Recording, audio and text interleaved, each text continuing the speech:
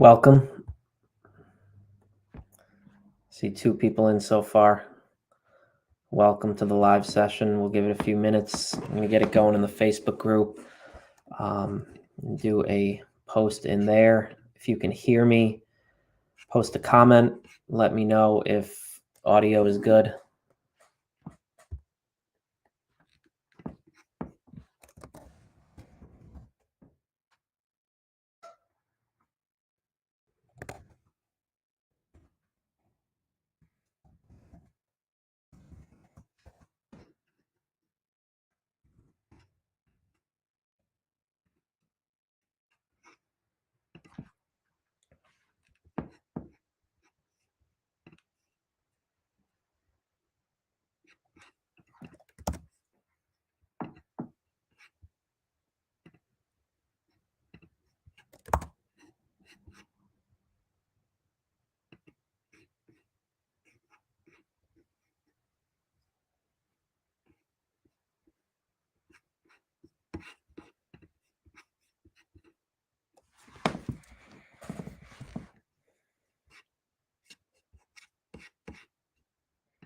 And if you are in the session, just drop a comment. Let me know you're here and let me know you can hear me okay.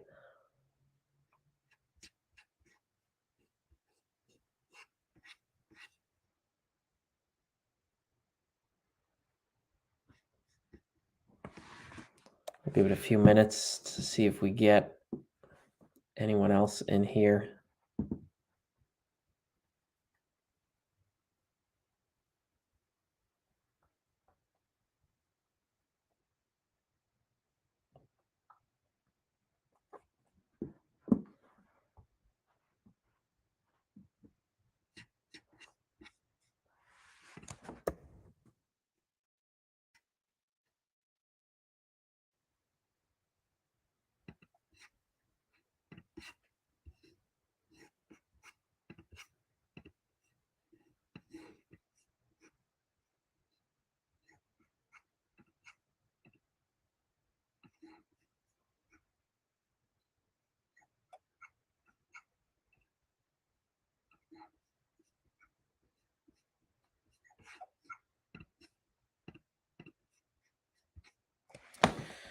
Got another member joining. If you guys are just joining, just post a comment in. Let me know you're here. Give it a few minutes. So just hang tight for a little while, and then we'll get it rolling.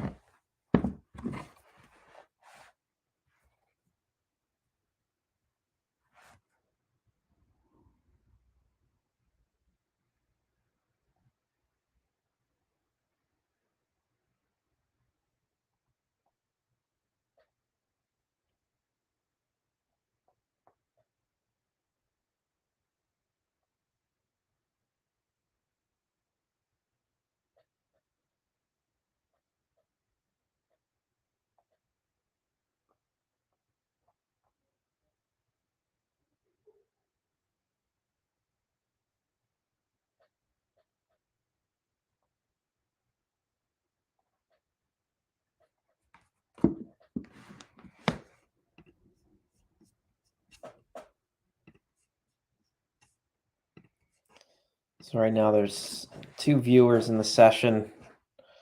I did get some feedback in the Facebook group that people would be attending. So we'll see in the next few minutes how many people join, and that will determine where we're going from here. Again, I see a comment that just rolled in. If you guys are here, drop a comment and let me know you're here.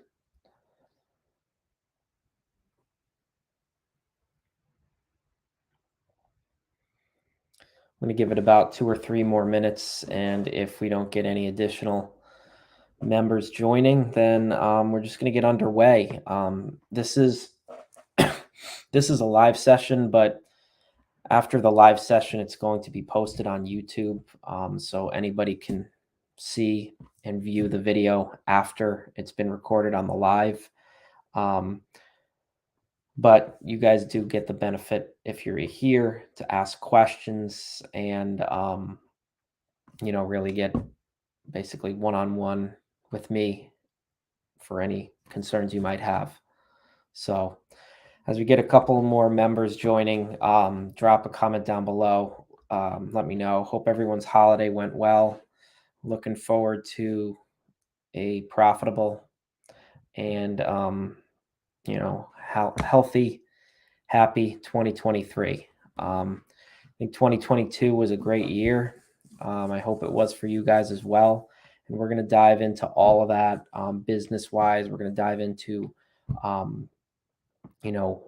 what we did in 2022, changes we made, and how I'm going to make adjustments for 2023 so that I can continue growing our business, so that we can continue, increasing in sales and increasing our Amazon business. So excited to share all of that information with you guys. And if you are here, watch this video full and through. I'm hoping we run for about a half an hour, 40 minutes. That'll depend on any questions that might pop up. But I'm revealing something at the end that I've been waiting to do for a while. So again, this video will be on YouTube for you guys to access and rewatch as you please. But I'm going to be revealing something at the end that is new for me, and I'm going to be releasing an opportunity for you guys at the end of the video. So stay tuned till the end, and you'll find out all of that information. So give it like 1 or 2 more minutes, and if we don't get any additional members, that's fine. We will just get underway, and I'll share with you all the ins and outs. And I did have some questions that were posted in the Facebook group, so I'm going to get those questions answered as well at the end of the video. I see we're getting a few more members, so if you guys are just joining, we haven't started yet, and drop a comment in this in the comment section. Let me know you're here if you're just joining. Again, hope everyone had a really good holiday, and we'll give it like 1 or 2 more minutes.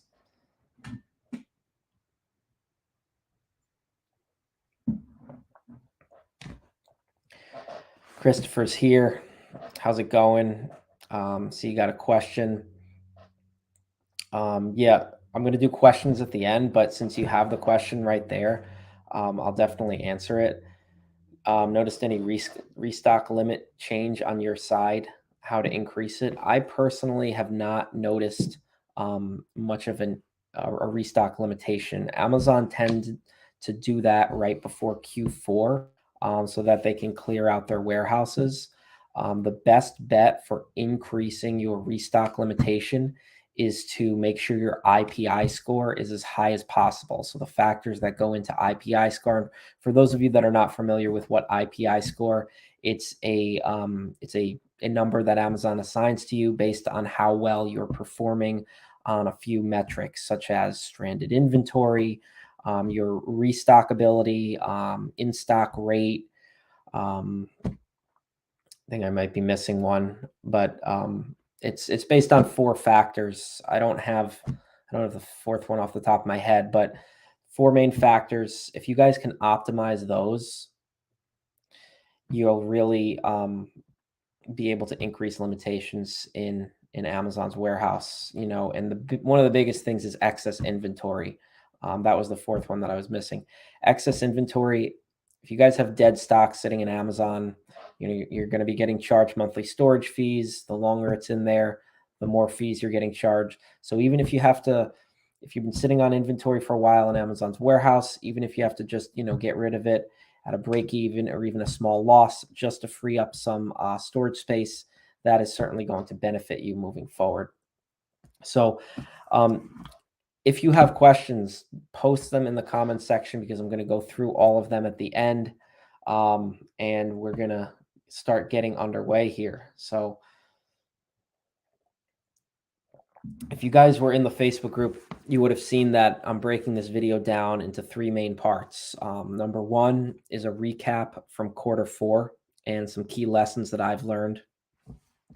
Number two is how we were actually able to scale our business 75% this year from last year, and what we're looking at 2023, and how to really build more success in 2023, and how you guys can build more success for your business. I'm going to be sharing with you tools that we use that you will be able to use in order to scale your business. And if you haven't started yet on Amazon, whether it's wholesale, arbitrage, private label, if you haven't started yet and 2023 is the year you are looking to start, this video is also going to be great for you as well. So let's get underway, and let's start with a Q4 recap. So Q4 was amazing this year. We outperformed forecasts by a long shot, peak to peak, or peak November to peak December.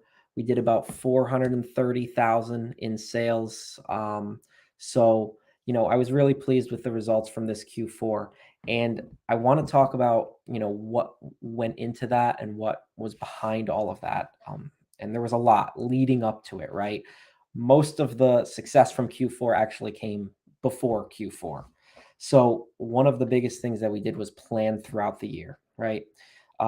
Making sure with supplier accounts that we already had, placing pre-booking orders. Since the pandemic supply chain has just made matters a lot more difficult, it is getting a little bit better now, but we didn't really know what to expect moving into this holiday season. So, there's some accounts that we have where pre-booking orders were placed back in June.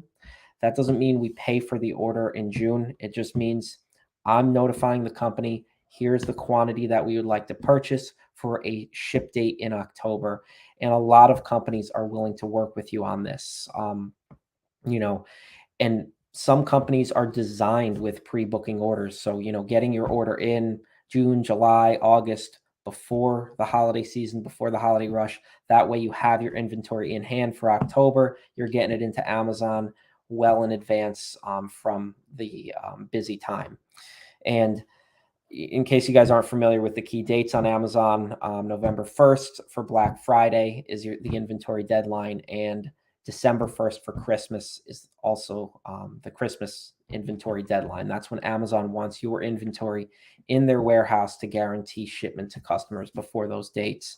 So the biggest thing was planning, and it's interesting because I'll talk a little bit more about this, the importance of October and why October is such an important month, and how much I've learned from just October alone.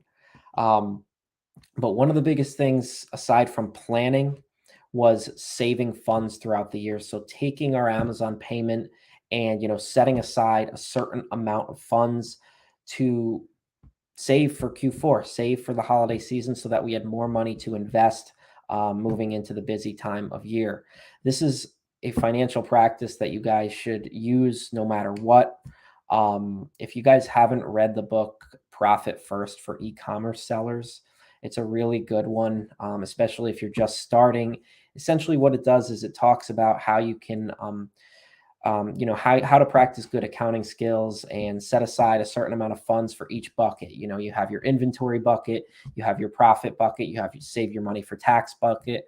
So if you're new to Amazon, you're new to selling online, I definitely recommend that book, Profit First for e-commerce sellers. It definitely helps with a mindset shift, but really saving those funds throughout the year and simultaneously planning, right?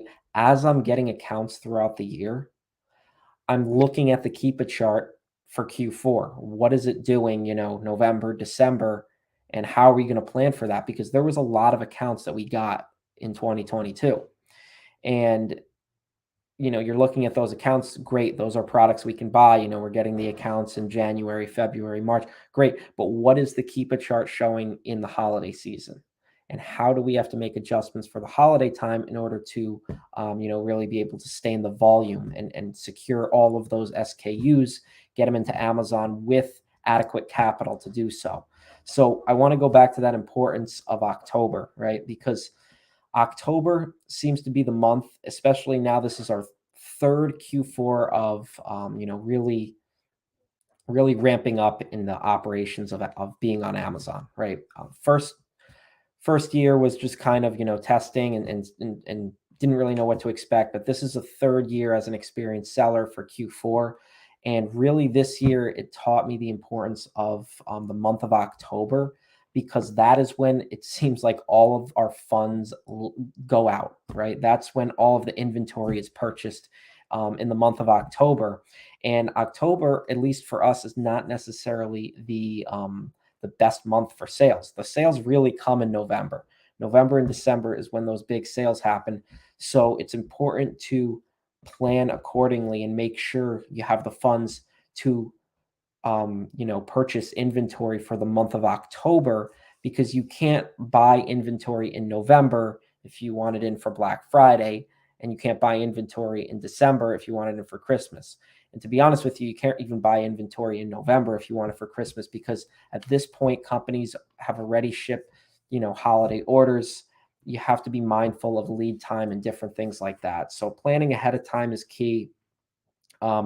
Another component was cleaning out dead stock. So if you have, this goes back to Christopher's question of restock limitations.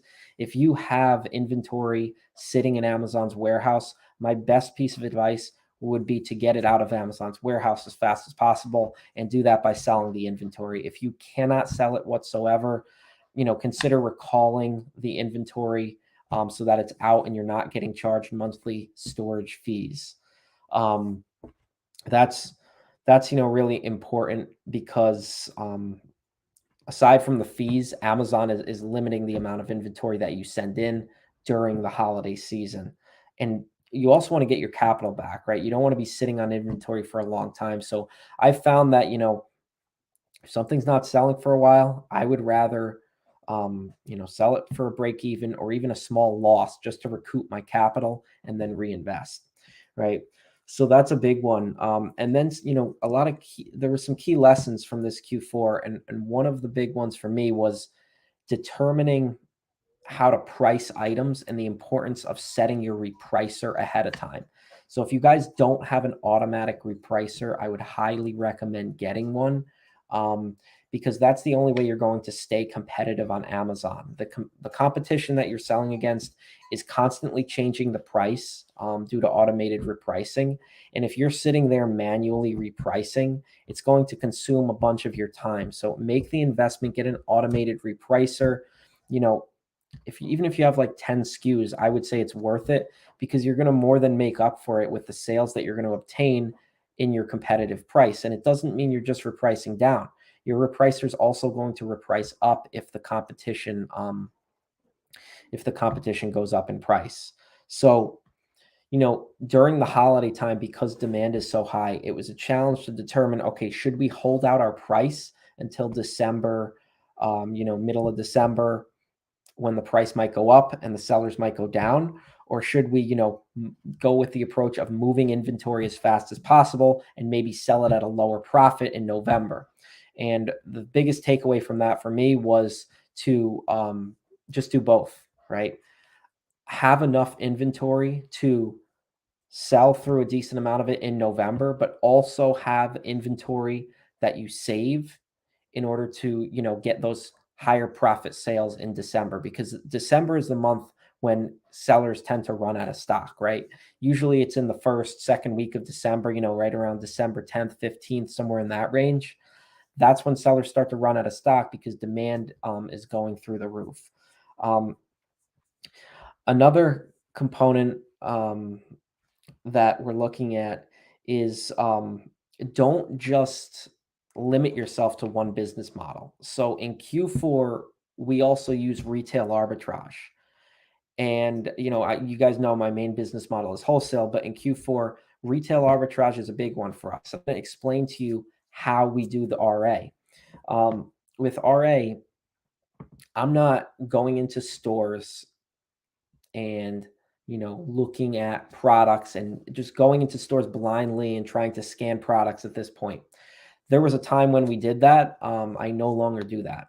And a lot of the sales that we got from, last year, the year before, through retail arbitrage was very COVID driven, because these stores did not have supply on their inventory. and Amazon ran out of stock, so you were able to, arbitrage that price gap. But with regard to RA, my biggest piece of advice would be to make connections at your stores. There's one particular store that I made a really good connection with, and I place, just like it's a wholesale account, I place a pre-booking order with them for holiday items in July, right? July, August time. Send them the order, and then we get a truckload of product shipped to the store and we pick it up. So treat RA as if it's a wholesale account. And this goes back to, the main thing about wholesale that I preach all the time, which is build relationships. It's the most important thing. If you guys can build relationships and really provide value to your customers, because your customers are your suppliers, not the customers on Amazon.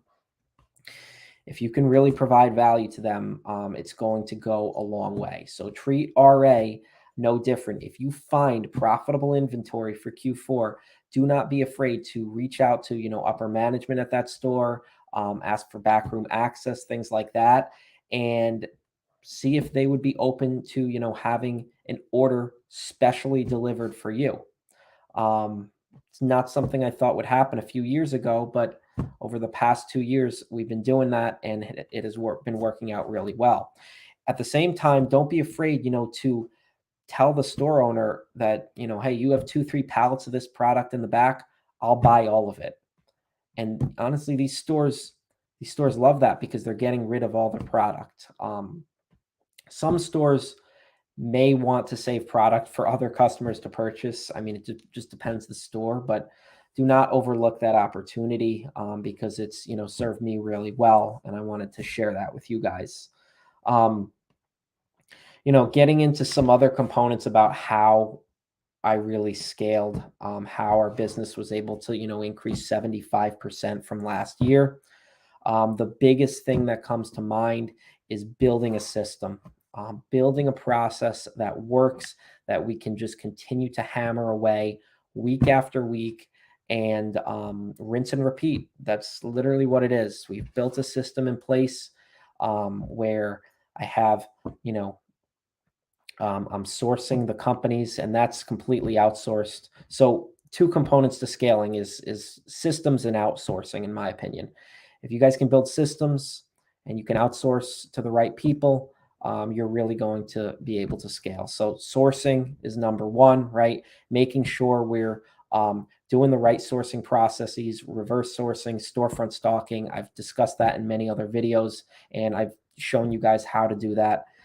Outsource that entire process, make sure I'm going through the right kinds of storefronts, and really, using that opportunity to expand, to scale, through other people, right? And make sure you are well trained on the process and you know how to do it, so that if the person that is doing it for you has a question, you're able to answer it. So perfecting the sourcing process. And then, of course, we move to contacting the brand, right? Contacting brands, distributors. That's the nuts and bolts of this business. It's the most important factor. If you guys are able to successfully contact brand owners and provide value to them, not just brand owners, but companies in general, distributors, it's really going to go a long way. So we have our sourcing, we have contact the company. Assuming, you are successful at contacting the company, now you're going to get a price list, analyzing the data, right? Really being in touch with that Keep a chart and looking at a historical view of the product.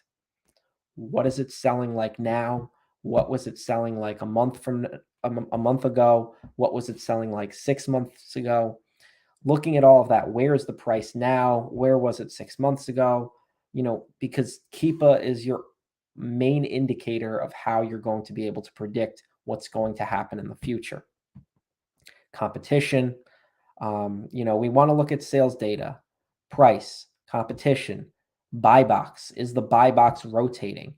All of that, all very important factors that, you want to use in analyzing a product prior to making a purchase. we say, okay, product's good, meets our criteria. Maybe it's multiple products. Place a test order. Place that test order because you want to see the sales yourself prior to making a large investment. Can't tell you how many times not placing a test order, because I've done it, jumping right into a large order is stressful. Does it work out? Oftentimes it does, but I would rather place a test order first to see, how much product we can actually move, and then move to an order that is more appropriate for the volume that we're moving.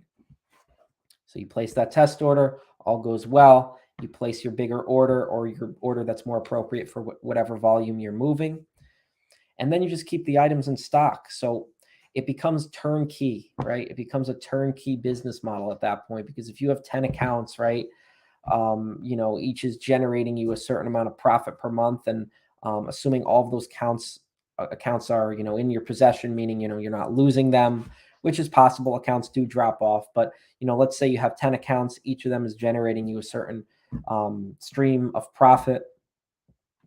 Multiply that by 2, now you have 20 accounts. So if you're able to scale out this business, that's how you grow. That's how you scale, is just take those fundamental steps that I've shared with you: sourcing, contacting the right kinds of companies, and reaching out and providing value, analyzing data, and so making informed buying decisions, place the test order, and then if the test order goes well, you proceed with the larger order. If the test order does not go well, that's good. You didn't place a big order, and now you're not going to lose money on it. Or you might lose a small amount, but you're not going to lose, a lot of money, because you placed that test order and you did things preemptively.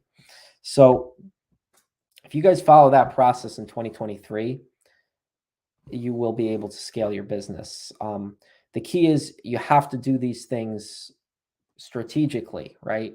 It can't just be, you're sourcing random companies, you're sourcing huge distributors that you're likely not going to be able to get accounts with. I teach this in many other videos, and that is, source small to mid-sized brands. Don't be afraid of distributors too. It's okay to buy, larger brands, but I say focus on smaller to mid-sized companies, because those are the businesses that you can build relationships with, the niche products where you can, potentially go very selective with the amount of competition that's selling on that listing, and even exclusive, right? 2022, I think we got maybe 1 or 2 exclusive agreements, and one of the exclusive agreements was one of my best performing products this holiday season. So that was huge, because I probably closed that exclusive, I want to say, back in June, and we probably sold from peak November to peak December about 1,500 units of that product. So, it's a one product company, and I've built a great relationship with the brand owner, and we're continuing to grow that, into next year as well. So that's the key, is providing value, and really laying out the opportunity for the supplier that you're working with. Do not think that you have to get these exclusives right away. It's something that comes over time as you gain more experience. You'll get better at reaching out to these companies and providing that value.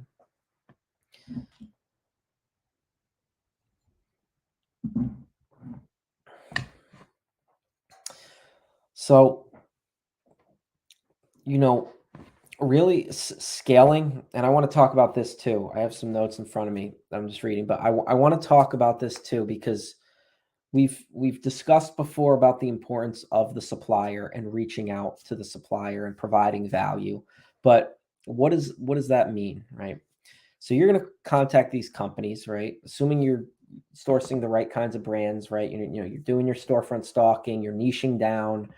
Assuming you're doing all that right, you're going to contact these companies, and you're going to request to get a wholesale account. And most of them will say, we're not selling to Amazon sellers. We're not, interested in online business. That is the most common response.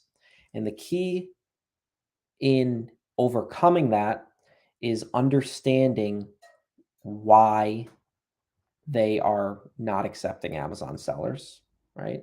And most companies are the same for that matter as to why they're not doing it, but why they're not accepting Amazon sellers, and then using that and taking it and providing them with value that essentially refutes all of those reasons. So there's a lot of different components that we could get into, but in terms of the types of responses that you want to get,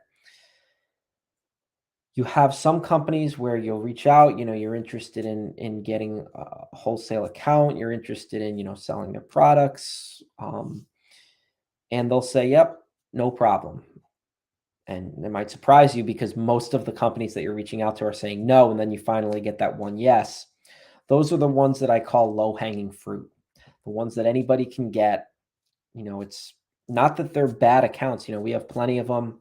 You can scoop them up, you can sell some product, and you can actually turn those potentially into more selective with, limiting additional competition or moving towards exclusive. I've done that before with the low-hanging fruit, but we have our low-hanging fruit where we're able to just, get an account right away. Great. Those are our yes right away companies. And then, on the other end of the spectrum, we're reaching out to the brand or we're reaching out to the distributor, and they're like, nope, not interested whatsoever. So those are the accounts that are, probably pretty hard to convince and might not be worth your time.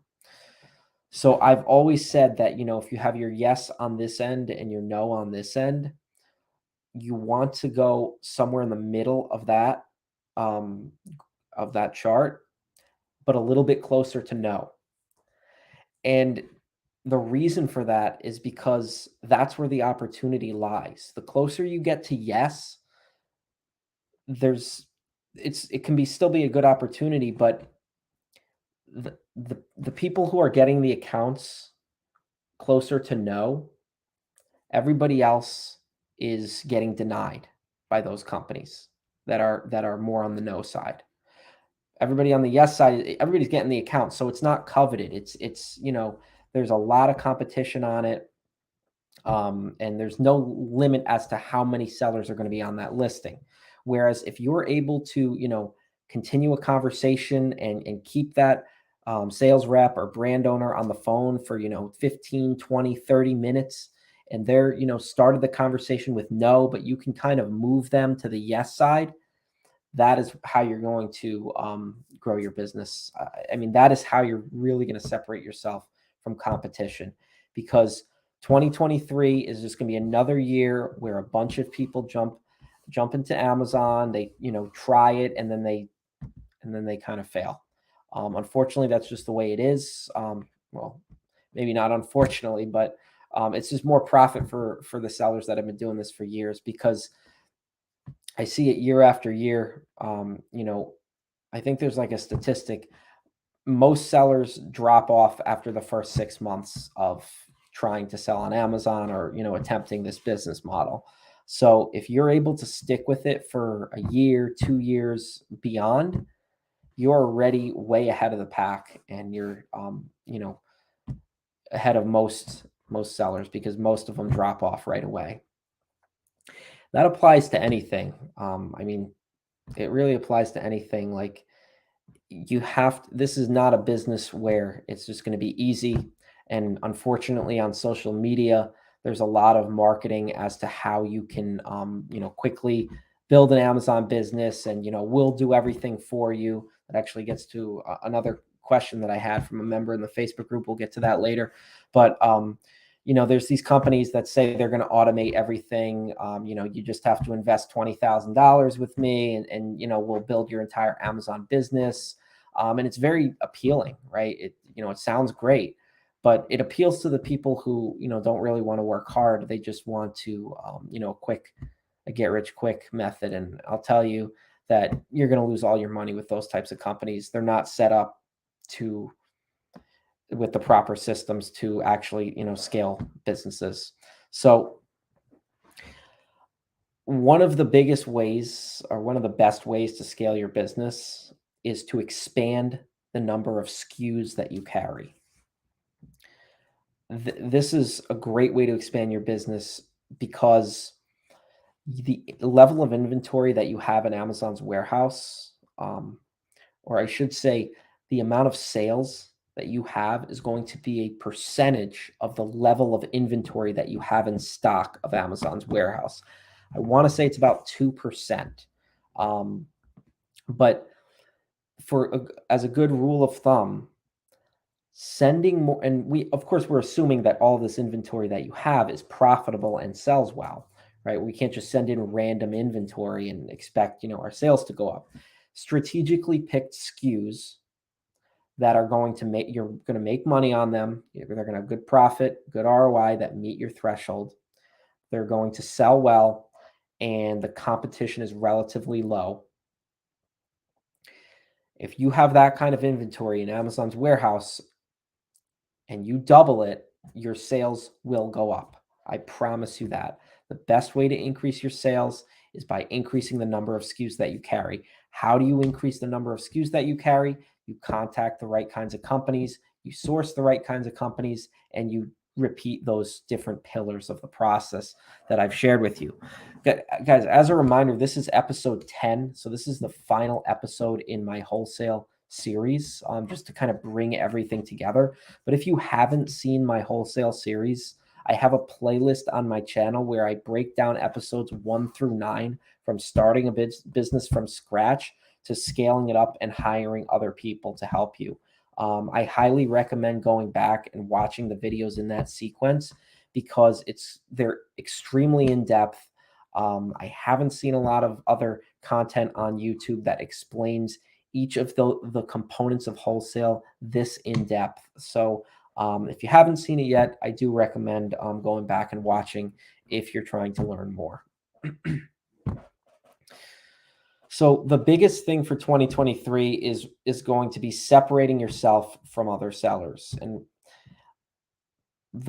one of the biggest ways we can do that is provide more value to the brands that we work with. There's just no other way around it. You have to have those tough conversations. You have to go through continuous rejection over and over again on the phone, by email. I can't tell you how many times I reach out to brands, reach out to distributors. No, we're not selling to Amazon. No, we're not selling on Amazon. No. And it's just, one after the other. But I've gotten much better over the past couple years at dealing with that rejection and, shifting their opinion, right? Because I utilize phone calls primarily in my business as opposed to emails. Not that I don't use emails, I use emails quite a bit, but I use them much more strategically. Phone calls, if there is a phone number available for that brand, I will call them every single time because I am able to hear tonality on the other end of the phone. I'm able to hear where their head's at and just feel them out and get an idea of, are they interested in, selling to a company that sells online? And you want to make sure you're never marketing yourself as strictly an Amazon seller. Amazon has to just be a means to an end, because if you strictly market yourself as, immediately reaching out to the company and saying, you want to sell their products on Amazon, you've already lost because everybody else is doing that. You have to differentiate yourself. You have to provide value for that brand and show them that, you are a different kind of a company than all these other businesses. So if nothing else is taken away from this about being successful in wholesale on Amazon in 2023, comes down to increasing the amount of companies that you contact. So not just having higher quality conversations, but actually increasing the number that you reach out to. And then, of course, having those higher quality conversations, cutting through the rejection, making those phone calls, and providing value to them before you just ask, hey, let me sell your products. And third, going along with number 2, is following up with the brands and distributors that you reach out to. Most, I would say, contacts that I reach out to do not answer on the first phone call, or they don't answer on the first email. So that's it. That you're going to just, give up after the first phone call. I have companies that I will literally follow up with every week until I get a response. I've become relentless at reaching out to these brands. And the reason for that is because I see what happens when I reach out, on the fifth time, sixth time, seventh time. That's how long it takes sometimes to get with these companies. Um, and so that's just really important, is following up. I have companies that I'll reach out to quarterly, monthly, annually. And, there's accounts that we've gotten because I've restored a conversation that, took place 6 months ago or a year ago. And I kept following up. And eventually, they were open to having the conversation at a later point. So don't expect everything to happen right away. Do take it one day at a time, and just, simplify this in terms of the steps of wholesale. Just continue being consistent, because this is a business that takes years to build.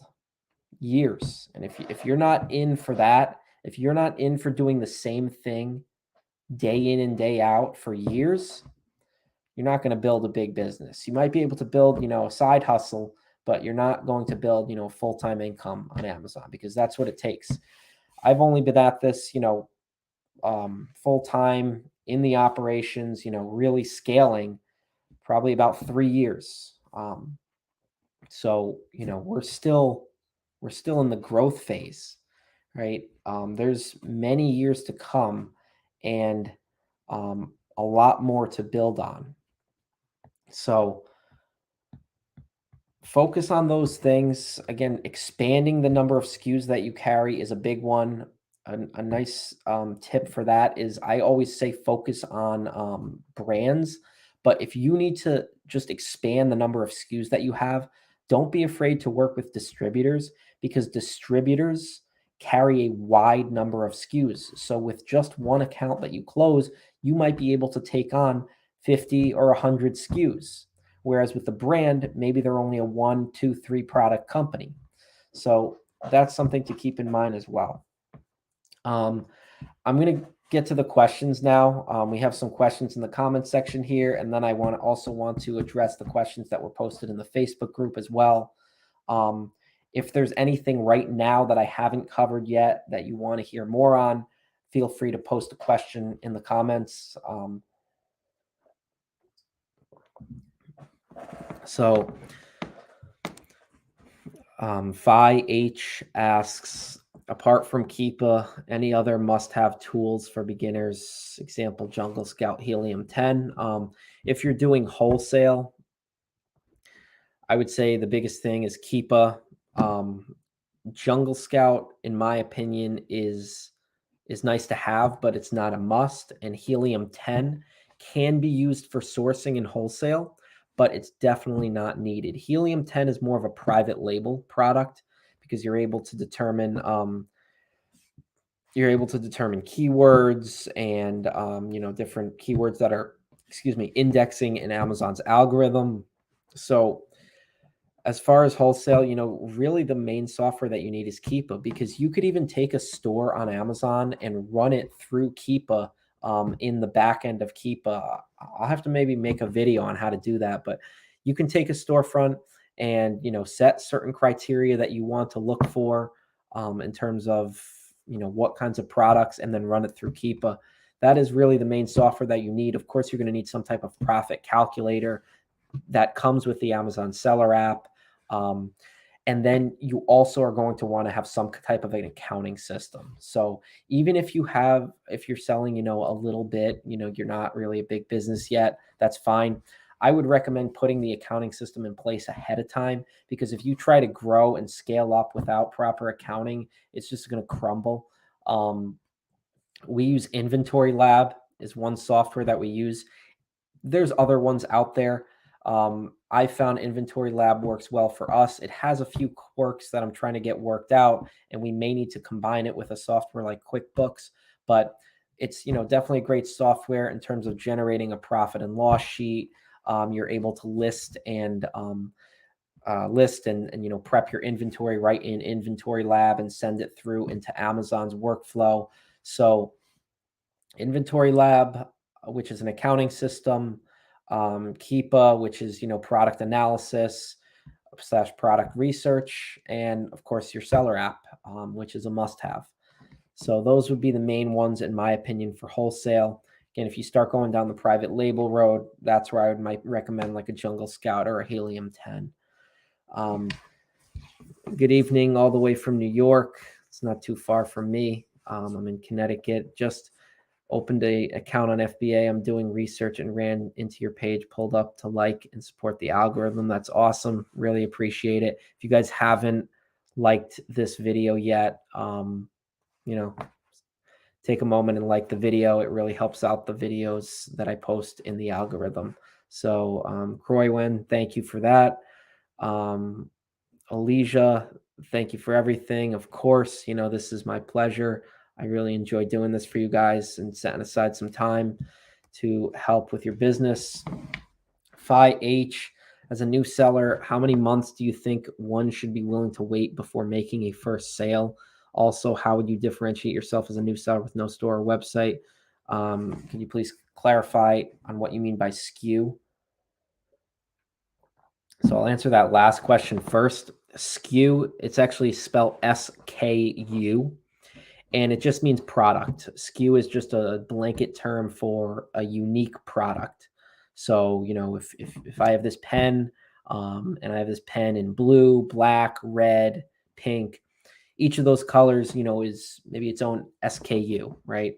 So it's just a unique reference term for a product. It's synonymous with the word product, essentially. And as a new seller, how many months do you want to wait before making a sale? Well, that's going to be more so dependent on the amount of inventory that you procure. So sales always comes back to how much inventory you have in Amazon. So if you're a new seller, you're contacting 20 companies a week, it might take you a long time to get that first sale because it's going to take you a long time to get your first wholesale account.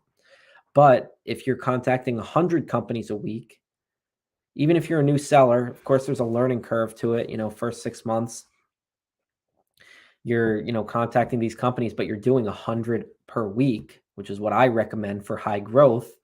You're going to be learning a lot quicker than the guy who's contacting 20 companies a week, and you're going to progress that much further.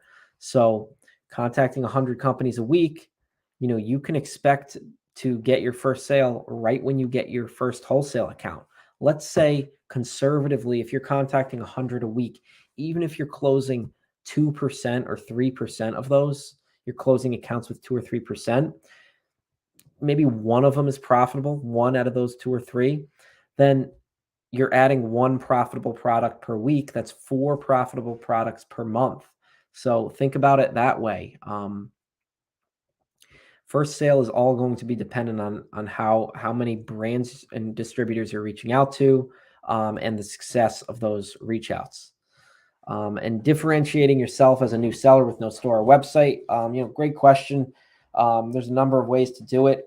Don't be afraid, number one, to explain to them that you're a new venture, a new startup company, and explain what you're looking to do exactly.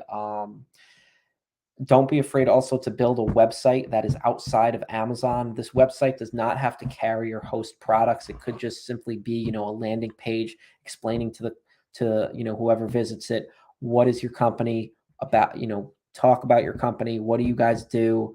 Do you, help with the listings on Amazon? Do you, help with the growth on that side? What exactly are you doing, and how is it benefiting, the supplier that you're working with? So those were all good questions, and feel free to continue posting them. I'm going to answer these questions that were in the Facebook group, and then I'll leave another 2 minutes or so and we'll wrap it up. So I'm just going to pull these questions up here.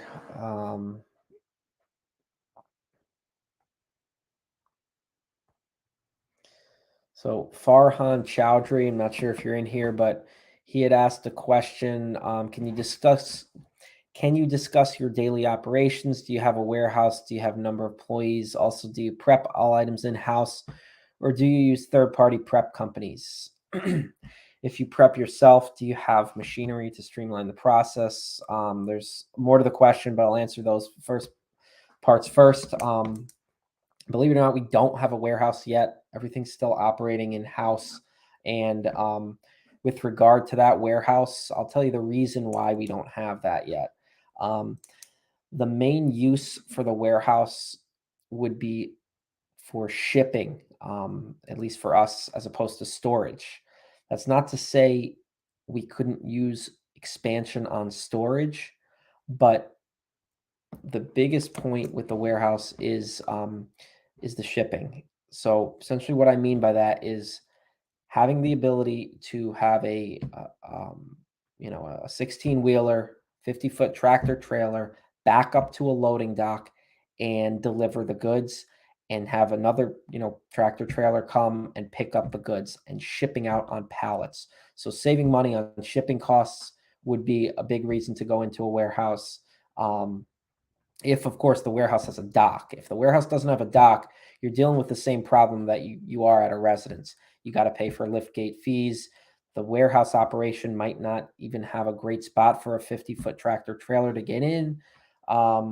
So you're kind of dealing with that same issue. For us, we don't require that much storage space, but what would benefit from the warehouse is that dock. So right now I'm kind of in the process of looking for a space that is not too huge, but has access to a dock, which seems to be a little bit difficult to find right now. So that's the reason for that. Because we use fulfillment by Amazon for the most part. So most of the inventory that comes in gets shipped right back out to Amazon's warehouse, and a good portion of the supplier accounts that I work with actually ship directly to Amazon. So I would say about 60% of the total accounts we have ship direct to Amazon.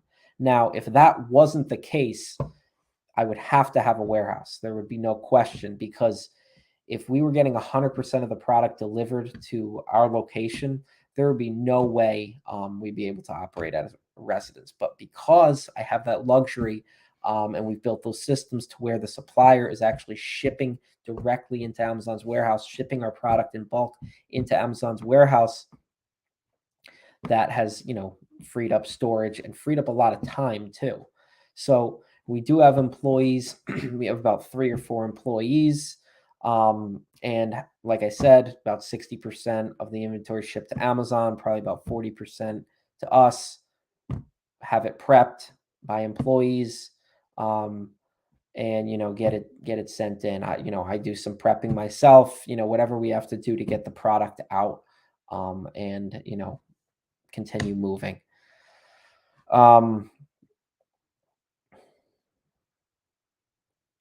When sending inventory into Amazon, do you manually check each listing and analyze the competition before sending units to Amazon, or do you use Amazon's recommended quantity? I find that Amazon's recommendation is usually overestimated, so I manually check every 2 weeks and send the shipment in 2 times a month. Exactly. I never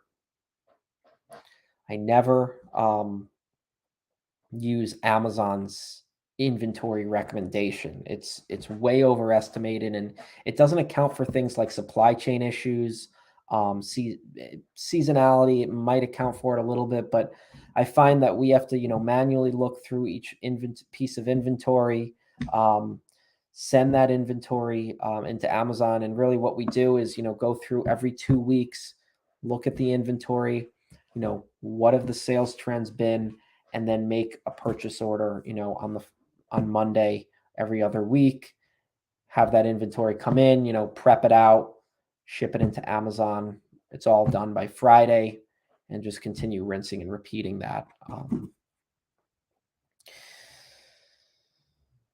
Another question in the Facebook group from Memo Yildiz, I think.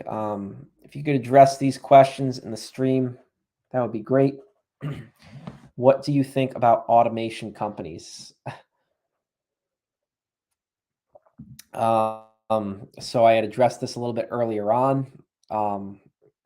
Major red flag, guys. If you have someone, pitching to you that just give me capital and I will, turnkey your business for you. Our team will take care of it for you. And you just have to sit back and give me the funds and collect the sales, and our team will take care of all of the operations and logistics and everything. Major red flag. Think about it logically. If this automation company was had such a profitable system where they're able to, just create these stores on Amazon and, operate them and generate profit off them, why would they have the need to sell you, you know, this information? Why would they need your capital to invest? It just fundamentally it doesn't make sense. And I would stay far away from those companies. What tips can you give to sellers who live abroad and want to operate wholesale in the USA? Many of them want to show you a residence and driver's license. Good question. I've actually worked with, or I've coached um, some sellers on this who do sell abroad, and essentially what I can say in regard to that is, if you want to sell US based product, um, what you're going to want to do is set up a domestic entity, so LLC, all that information within the United States, and you're simply going to operate your company virtually. Um, should you let everything run through the tax consultant at the beginning, or do you think it's sufficient to use a software like QuickBooks? Not sure exactly what you mean by the tax consultant, but always consult your accountant for all this information in terms of accounting. QuickBooks is good as well. And final question here is, what can you recommend to people who already have a good amount of seed capital? Well, if you already have a lot of capital, that's you're way ahead of the game, because this is an inventory based business. So the more money you have to invest, the faster you're going to be able to grow, especially with wholesale, because it does require a little bit more capital. So I would recommend, if you want to operate the business yourself, learn as much as you can, and then be strategic with that seed capital and invest in products that are really going to sustain you long term. If you don't actually want to operate the business yourself, don't give it to an automation company, but learn the fundamentals and then outsource early on. Give it to someone who is familiar with running the operations of an Amazon business, and you are the provider of capital for that business. So